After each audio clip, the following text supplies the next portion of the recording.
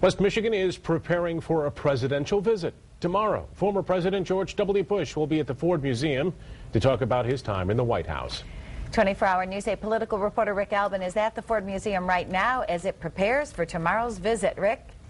No stranger to West Michigan is George W. Bush. Dozens of visits during the 2000 campaign. He was here any number of times when he was president of the United States. And tomorrow will mark the second visit back to Grand Rapids since George W. Bush left office. The difference is it will happen here at the Ford Museum. Susan Ford Bales joins me.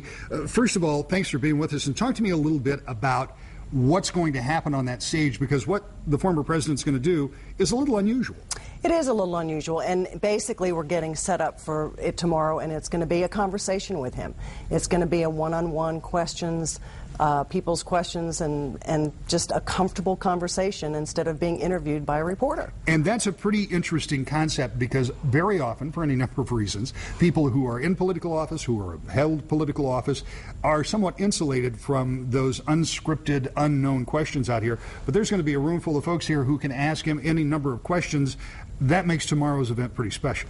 Well, it does, because so many people don't get to be that close to the president, and at the same time, you know, we all think our questions are meaningless, and they can be very meaningful. And, you know, we see what changes have happened in Washington in the last 2 years, so it would be interesting to ask him what his impressions are of what's going on in Washington right now, and, you know, the whole change in the House and the Senate. We've got about 35 seconds left. It's a remarkable to say that this museum is celebrating 30 years coming up in this next year. How important and for the museum, for the foundation, for the family is it to have the former president here?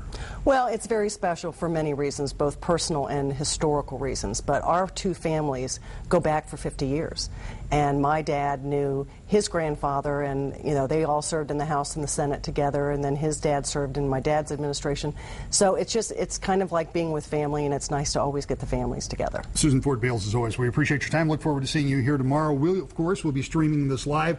We'll have complete coverage throughout the day on 24-hour News 8 and at woodtv.com. Back to you.